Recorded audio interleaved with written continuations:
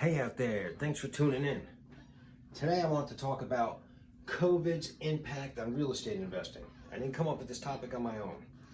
I probably wouldn't have even brought this up. However, I got an email from the lender I use out of Jersey City, the hard money lender, ABL, asset-based lending.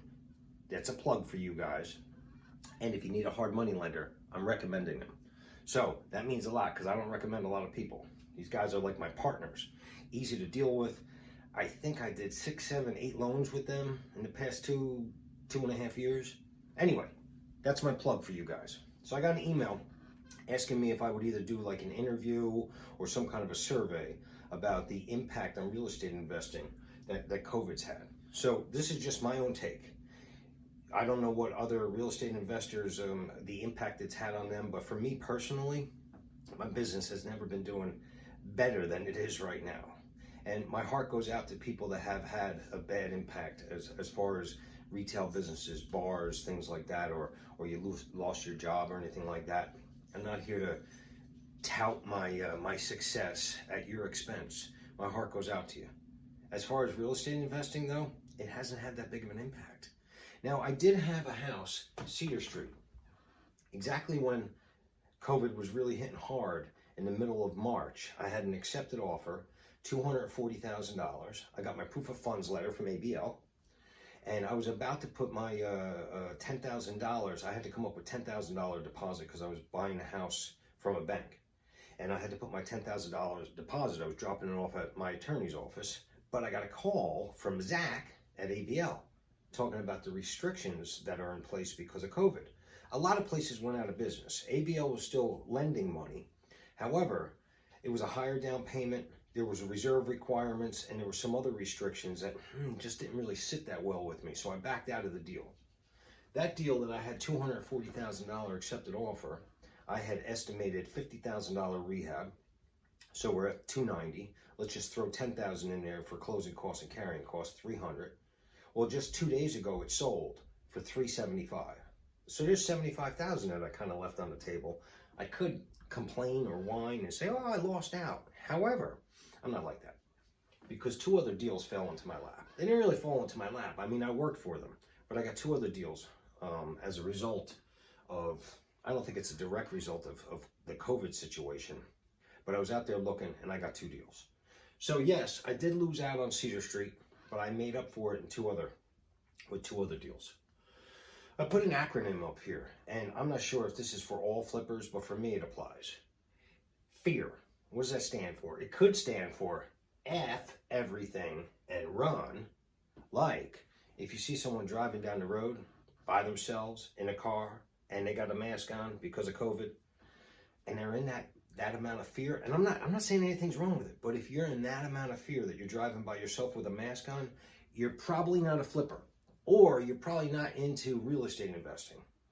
Because if you're by yourself, anyway, I don't need to tell you about that. So it could either be F everything and run, or flip everything and recover. The flip part is kind of original, but really you could put face in there. I say my tolerance for risk is higher than the average, and I would say, if I could talk for all flippers, our tolerance for risk is higher than the general population.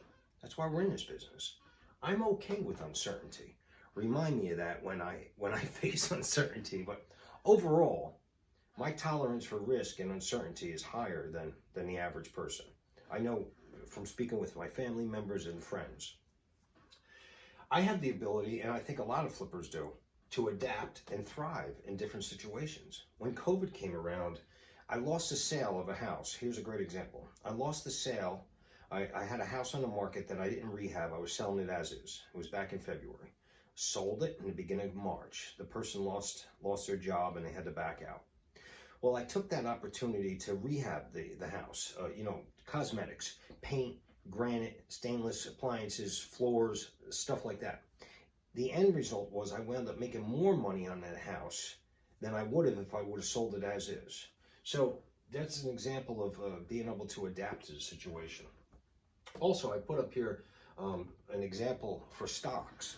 The day that COVID really shut down Las Vegas is the day that my wife and I were supposed to be going to Las Vegas. We missed out on Las Vegas. That is an impact. However, so we canceled the flight, canceled the hotels, and I said to my wife, you know, the stocks for casinos, the casino stocks, are down at like an unbelievably low amount of money. Let's take the money we were going to go on vacation with and throw it into stocks, casino stocks. I'm not a big stock guy, but it just made sense. Well, it paid off. So that's just some examples of, adapting and then thriving in a situation. I'm not patting myself so hard in the back that I'm breaking my arm. And I wasn't always like this. But being in this business, real estate investing, I think these things come along.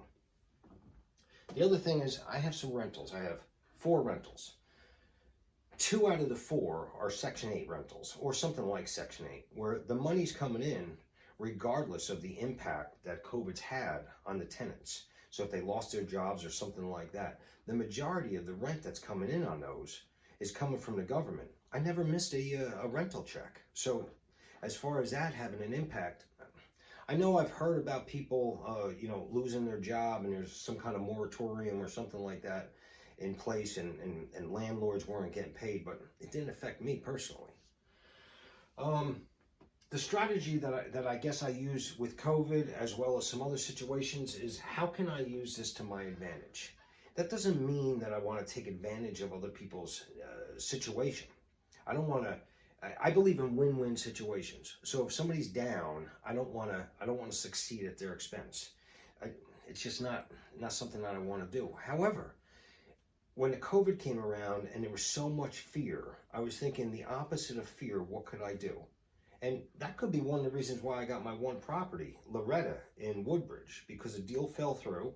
It was right when COVID was hitting hard, and I was able to get it at a good price. So the conclusion is, show me the money. Show me the money means if I had unlimited sources of money, whether it's from ABL, cash in a bank, private investors, I would be scomping up properties left and right now. So as far as COVID's impact on real estate investing for me, I adapted, and I can't sit here and say that it's had a big negative impact on me, because it hasn't.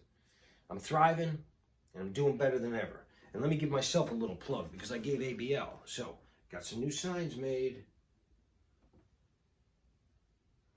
Till next time.